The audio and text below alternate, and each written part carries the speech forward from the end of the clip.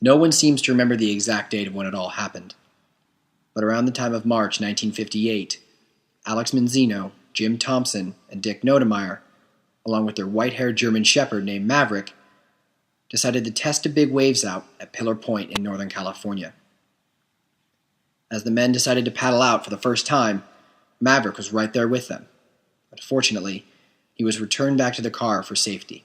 His courageous, fierce spirit did not go unrecognized, and after a day of grappling with a wave they eventually deemed far too dangerous for mere mortals, the three surfing pioneers named the break Mavericks Point.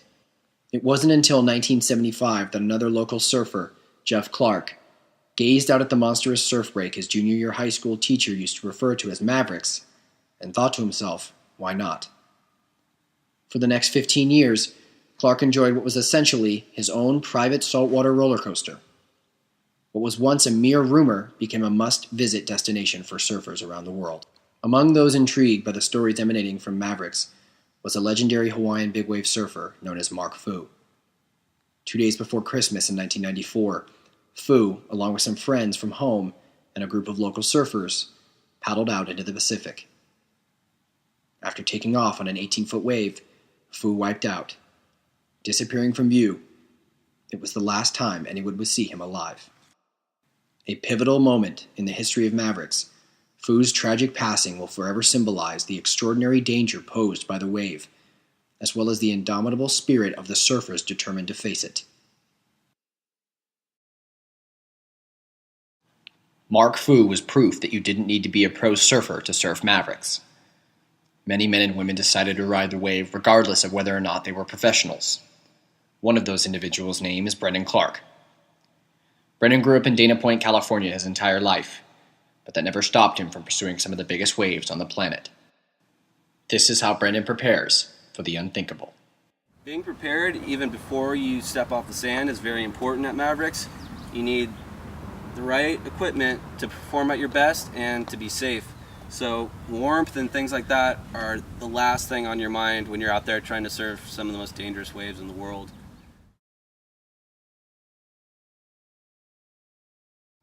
At Mavericks, you ride something that we like to call a big wave gun. It's got the volume, the length, and the fin set up to get you into waves that are faster and bigger than normal waves. So here we have a 9.6, about 3 inches thick. And this will get you out. It's a long paddle out. It's about a quarter of a mile paddle out. So you need that volume and that length to paddle just to get out there, let alone catch the waves. This is a little shorter at Jaws or Waimea, other spots like that. You'd ride maybe a 10-1 or bigger. But you need something a little smaller that can get you under the lip because these waves are really steep and really heavy. And so you need, a little shorter, but still the length and the volume.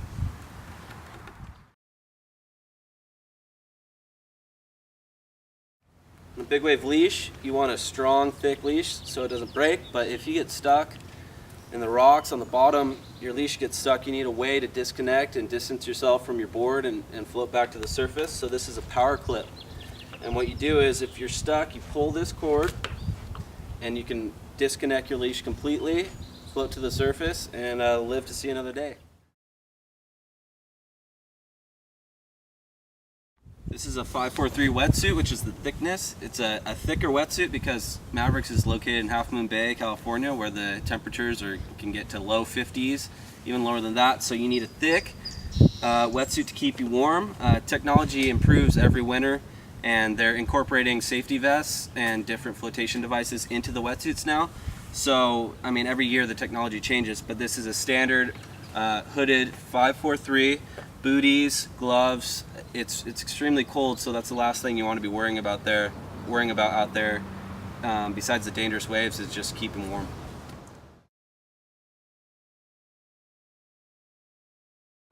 It's a question I think everyone asks themselves out there, because it is such a heavy, dangerous wave. Why not just surf creek? Why not surf, around here up to like 10 feet, 12 feet? There's good big waves around here, but it's like the epitome of everything you could ever do as far as surfing large waves.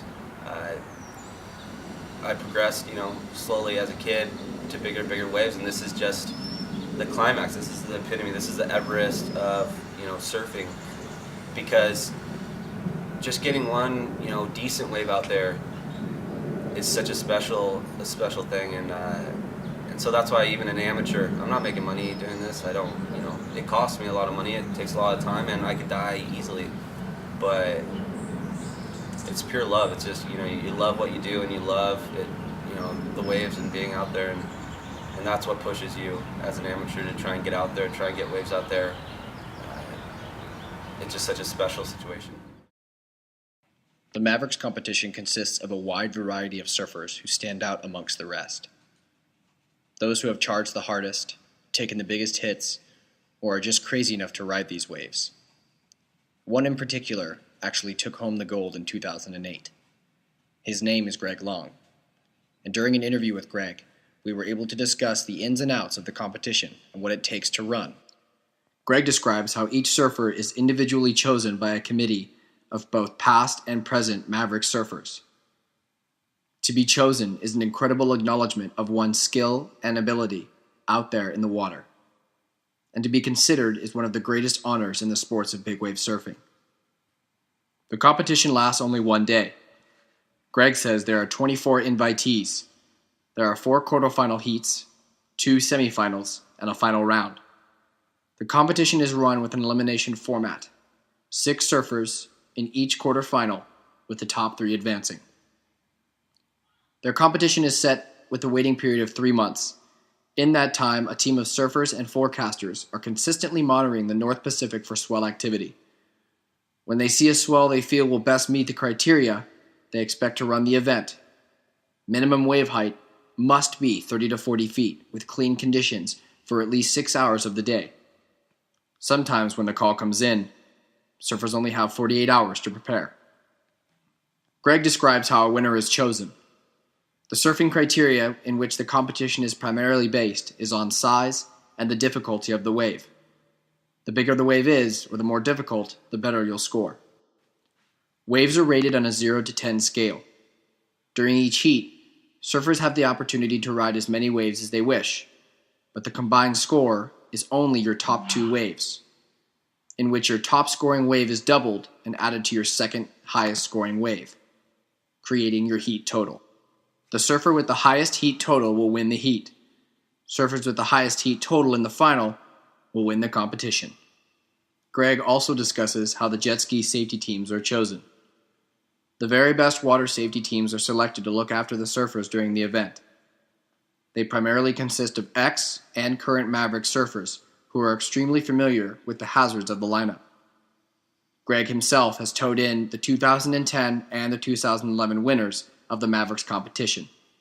When asked how he personally prepares for the events, Greg says, "My life revolves around riding big waves. It is not only my passion, but my job as well, and I approach it as one. I am consistently training physically and mentally to be at the best shape possible. The staples of my physical regime include yoga, swimming, running, and many forms of ani training, both in and out of the water. I am extremely health conscious of what I eat as well." Greg describes how your body is essentially a machine. You get out of it what you put in.